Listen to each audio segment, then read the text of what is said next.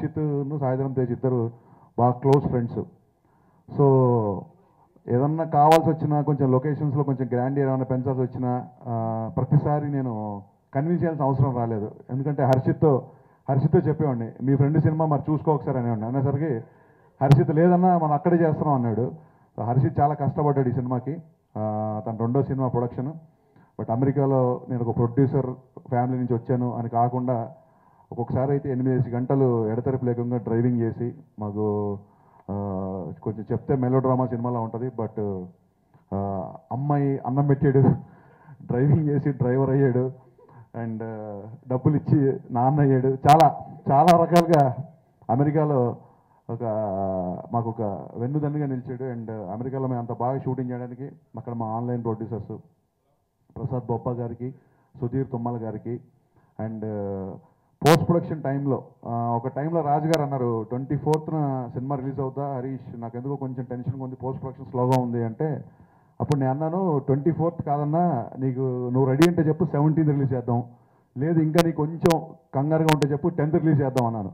అంత ధైర్యంగా నేను ఆ మాట అనడానికి రీజన్ ఏంటంటే నా వెనకాల ఉన్న టీం, మా కో డైరెక్టర్ విజయ్ గారు, ఎల్పి గారు, చీఫ్ కో డైరెక్టర్ ఎల్పి గారు, మా గౌతమ్ రాజు గారు, అలాగే DTS Krishna. My special thanks to Krishna కడియాల.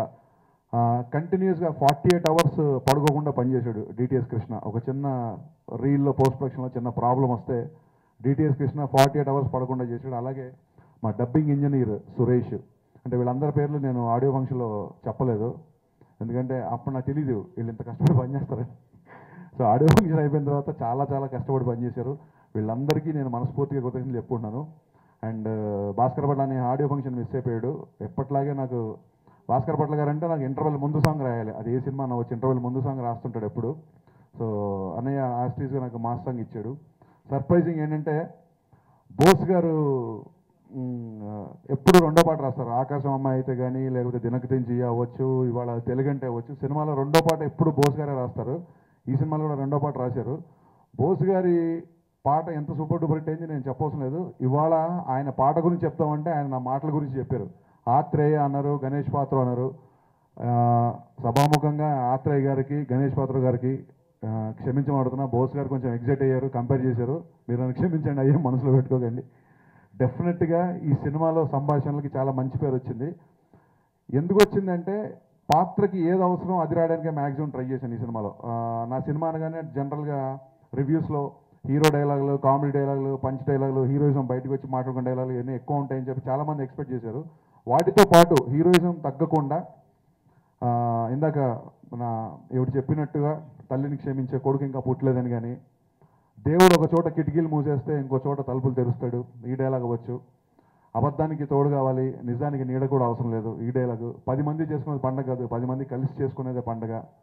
ఒక మధ్యతరగతి తండ్రికి కొడుకు ప్రేమ కంటే కూతురు పెళ్ళే ముఖ్యం. ఈ డైలాగులన్నీ ఇప్పుడు పొద్దు నుంచి ఆడియన్స్, సినిమా రిలీజ్ మార్నింగ్ నుంచి ఆడియన్స్ అందరు చెప్తుంటే నిజంగా బోస్ గారు చెప్పినట్టు కాదు. కానీ ఆయన ఏదో అన్నారు, హరీష్లో ఒక తాత్వికుడు ఉన్నాడు, ఆ తాత్వికత బయటకు వచ్చింది అని.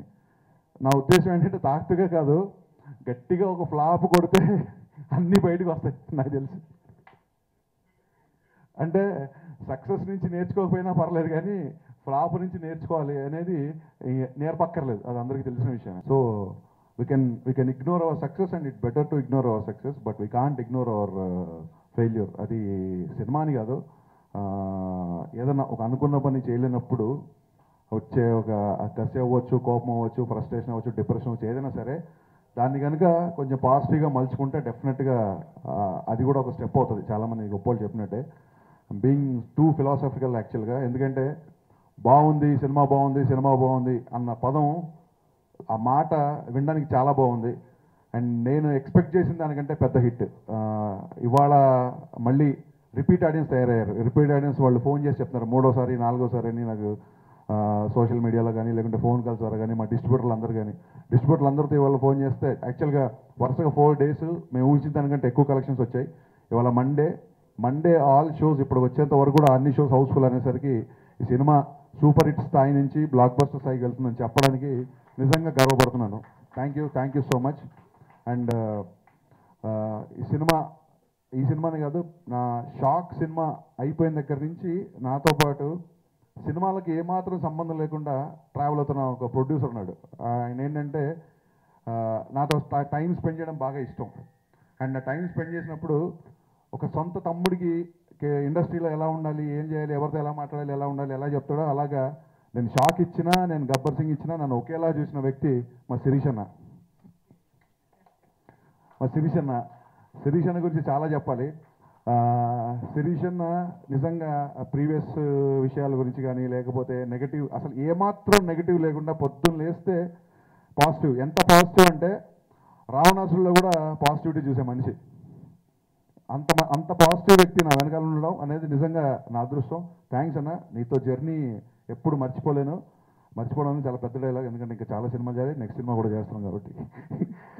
Thank you very much. And ఇకపోతే Sai Dharam Tej, the next star hero.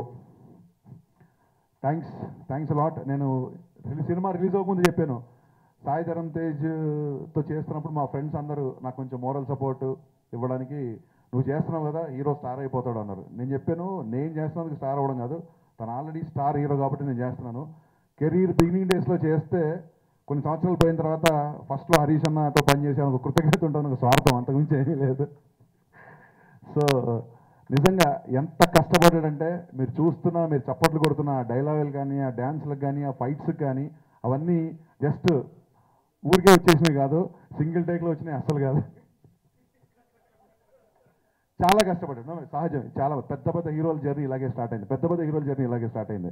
అంటే ఎంత తపన పడేవాడంటే సెట్లో ఒక్కొక్క డైలాగ్ నేర్చుకోవడానికి, ఒక ఫైట్ కంపోజ్ చేసిన సాటిస్ఫై అవడానికి, తేజ్ ఇంకొంచెం ఎనర్జీ అని చెప్పి అప్పుడే పాపం అలసి సొలిసి పెద్ద షాట్ చేసిన తర్వాత ఒక్కొక్కసారి వన్ మోర్ చెప్పడానికి తన కష్టం చూసి నాకు బాధ వేసేది, కానీ తప్పదు, బాగా చేయాలి, బాగా రావాలి అన్న దాంతో చాలా చాలా చాలా కష్టపడ్డాడు. అండ్ గ్రాండ్ క్యానియన్ సాంగ్ గురించి ఒక 100 సార్లు చెప్పాను. ఒక్క నిమిషం, నాకు ఎనర్జీ అంటున్నారు కదండి, నా ఎనర్జీ ఎవరో కాదండి, మా హరీష్ అన్నే. సో నాకు ఇంత ఎనర్జీ ఇచ్చిన హరీష్ అన్నకు థ్యాంక్ యూ సో మచ్ అన్న, నా మీద ఇంత నమ్మకం పెట్టుకుంటుంది. Thank you. చాలా కష్టపడ్డాడు. ఇప్పుడు ఇద్దరు మైకులు తీసుకుంటే ఒకరికొకళ్ళు పొగడుకోవడానికి ప్లాన్ చేసినట్టుంది ఇది. బట్ సాయి ధరమ్ తేజ్ నిజంగా పొగడాల్సినంత కష్టపడ్డాడు. అండ్ ఈ సినిమాతో తను స్టార్ అని 10 మంది అంటుంటే చాలా ఆనందంగా ఉంది. And Sai Dharam Tej, this is just beginning. Gabbar Singh dialogue లాగా ఇప్పుడే మొదలైంది, long way to go for you. Thank you so much. And ఈ సినిమా చెప్పినట్టుగా అన్ని డిపార్ట్మెంట్ వాళ్ళు ఎలా కష్టపడ్డారో అలాగే ఈ సినిమాకి పెద్ద అసెట్ మ్యూజిక్. మిక్కీ జే మేయర్తో నేను సినిమా చేస్తానని చెప్పినప్పుడు ఆయన 5 times అడిగాడు, sir are you sure you're working with me అని.